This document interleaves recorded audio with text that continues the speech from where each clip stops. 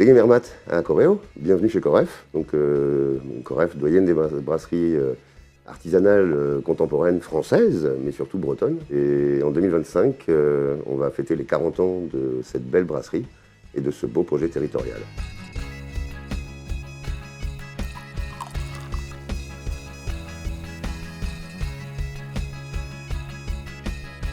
Coref, c'est une aventure de copains, pour être totalement transparent. C'est tout à fait l'esprit finalement autour de la bière, qui est un moment de partage. On va boire un coup avec les potes, on va passer un moment un peu convivial, on va se détendre un peu, rigoler, se confier, parfois aussi. Et voilà, c'est en quelques mots Coref, c'est ça. C'est deux copains qui un jour ont découvert un produit magique. Le premier défi, ça a été l'aspect commercial. Donc rentrer dans le milieu de brassicole, donc et des bars, c'était assez compliqué.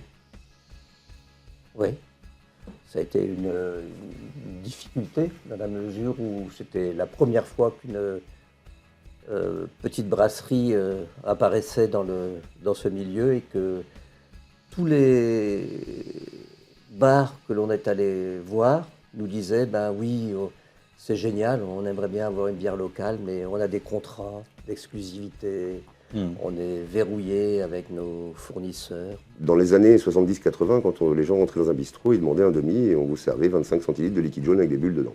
Quand Christian et Jean-François ont ramené dans leur sac à dos cette bière un peu hors norme, qui est la Real Ale, donc une bière ambrée, on va dire qu'on est aux antipodes de ce qui se consomme en ce temps-là. On avait créé une bière, on était fiers de nous et on butait sur le bout de chaîne.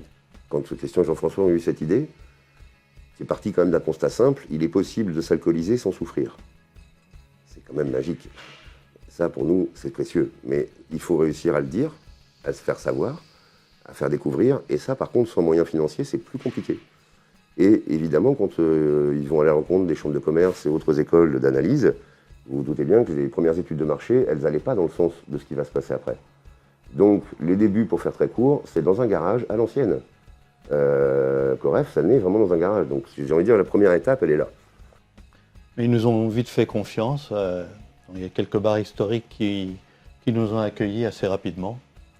C'est vrai que la plupart de ces bars avaient le même feeling que nous, c'est-à-dire c'était l'idée vivre et travailler au pays. Ces bars très typés, orientés vers un certain militantisme de la Bretagne, pour la Bretagne, c'est eux qui ont fait le développement, je crois, de l'entreprise.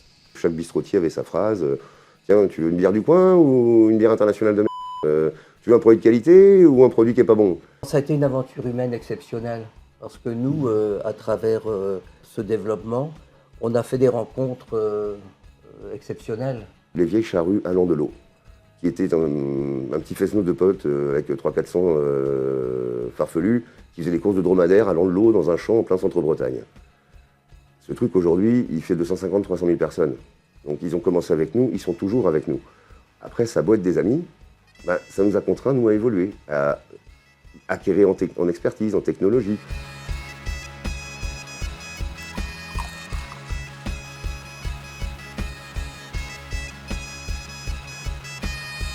J'ai appris mon métier d'artisan brasseur auprès de Christian et Jean-François, auprès de Nick aussi, qui était le brasseur anglais à l'époque quand je suis arrivé chez Coref, et aussi grâce à Brendan Devine. Il est connu mondialement, ce monsieur. Et on a toujours la chance de travailler avec lui, et je lui dois beaucoup à ce monsieur. Mon rôle chez Coref, c'est un rôle de passeur, de transmission, en fait, du savoir-faire et de conseils techniques auprès des équipes de brassage et de conditionnement. Alors souvent, on me demande si j'ai une bière particulière que je préfère. Je réponds toujours non, ça dépend des moments, en fait. Chez Coref, on a 17 bières. J'ai envie de te dire, c'est 17 moments différents pour moi. Christian Jean-François l'appelait la danseuse légère, c'est une bière vivante. Ce qui rend unique la Coref, c'est clairement c'est Christian et Jean-François qui l'ont ramené, je pense, dans leur valise d'Angleterre. Donc c'est la levure de la brasserie Ringwood qu'on utilise depuis le départ. Pour moi, c'est l'histoire qui différencie la Coref. C'est toutes ces 40 ans d'histoire. Évidemment, c'est le goût et l'âme de cette bière qui est la levure, qui est la Ringwood, qui pour moi est indifférenciable des autres bières. Ça demande un peu de temps, un peu de patience pour l'apprivoiser, mais elle donne vraiment des arômes uniques. À ça, on associe une technique brassicole anglaise traditionnelle. Il y a du malt et du houblon qui sont cultivés localement. Et ça, c'est vraiment chouette. On peut être fier d'avoir perpétué l'histoire de Christian et de Jean-François. Ça fait quand même 40 ans qu'on est là et on a gardé les mêmes valeurs qui nous ont inculquées à travers la famille, à travers les valeurs historiques et à travers le produit. Donc si on associe la technique anglaise traditionnelle, des ingrédients de qualité français, on a obtenu la Coref. Et je dirais même qu'on a réinventé la bière bretonne.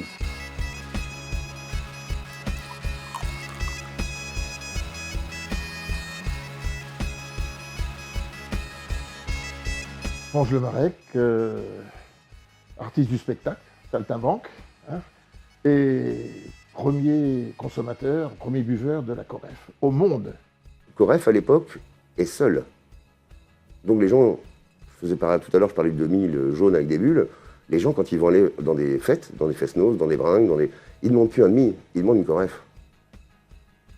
Et c'est ce virage qui va être très important, je pense, pour le monde microbrassicole breton en général, mais pour Coref évidemment, parce qu'à l'époque, comme on est pionnier, on est un peu tout seul. Ça va relancer en fait un militantisme, on va dire, exponentiel. Coref était la première bière à venir s'installer, donc sur Morlaix en particulier. Et comme je fréquentais le bar Ticos à l'époque, j'ai donc été au courant de tout ce qui se passait dans la brasserie qui n'était pas loin. Voilà. Mais parce qu'il n'y avait pas d'autres, de toute façon, hein, à part les bières, les grandes bières françaises. Les consommateurs sont devenus de plus en plus friands de bière. C'est-à-dire qu'ici, c'était un pays, c'est pas pour rien que le liquide jaune avec des bulles était tout seul. Hein. On était plutôt des buveurs de vin. Et depuis quelques années maintenant, depuis 10 ans, on a un phénomène qui s'inverse vachement. On est une des seules brasseries en France à travailler avec nos clients directement et du coup à créer cette relation de confiance. On a le respect envers les clients, les clients ont le respect envers nous. Que tu sois particulier, que tu viennes chez nous pour prendre un fût pour un anniversaire, ou patron de bar, ou grand festival, pour nous le plus important c'est que tu sois satisfait. On est sur le même niveau avec nos clients, on travaille ensemble parce qu'on a envie de travailler ensemble et pas parce qu'on a des contrats de fourniture ou pas parce qu'on a besoin. C'est vraiment une envie réciproque et c'est aussi la force de nos relations avec nos clients qui sont du coup des relations saines et transparentes. C'est une entreprise à taille humaine qui est conviviale et qui a de vraies valeurs. Donc ça c'est important de travailler dans une entreprise comme ça aujourd'hui, quoi. Pourquoi le premier buveur de Coref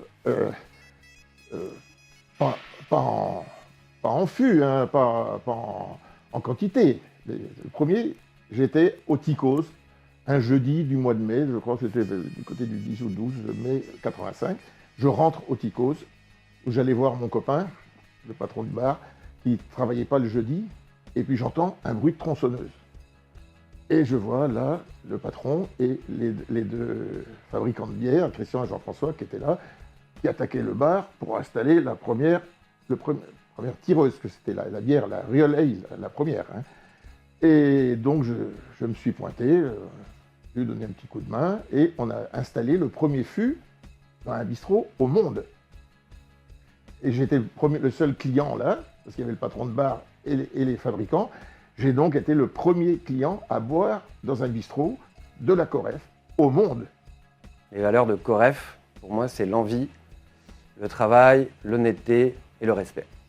Et puis on a aussi du coup l'amour du travail bien fait. Ça peut se ressentir tous les jours dans la qualité de nos produits. En fait, c'est les valeurs des Bretons.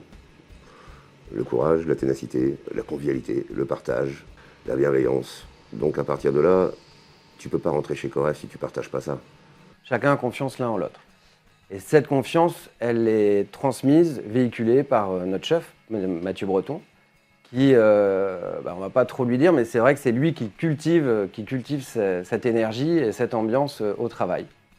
Parce que sans lui, je pense que cette ambiance-là, on la retrouverait peut-être pas, quoi. Tout ça, en fait que c'est un projet partagé. J'ai envie de dire, c'est pas le projet de Mathieu Coref ou d'un autre, c'est un projet de tout le monde. On retransmet l'ambiance de la brasserie en fait partout où on va. C'est-à-dire qu'en festival, tout le monde est content de nous voir. Quand ils voient les équipes Coref, ils savent qu'on va passer un bon moment, quoi. On essaie de faire, pas forcément toujours trop sérieusement, un métier qui en fait est assez sérieux. Et souvent, quand les gens arrivent là, je leur dis, il y a la règle des 3 Q. Qualité du produit, qualité du service, qualité de la relation.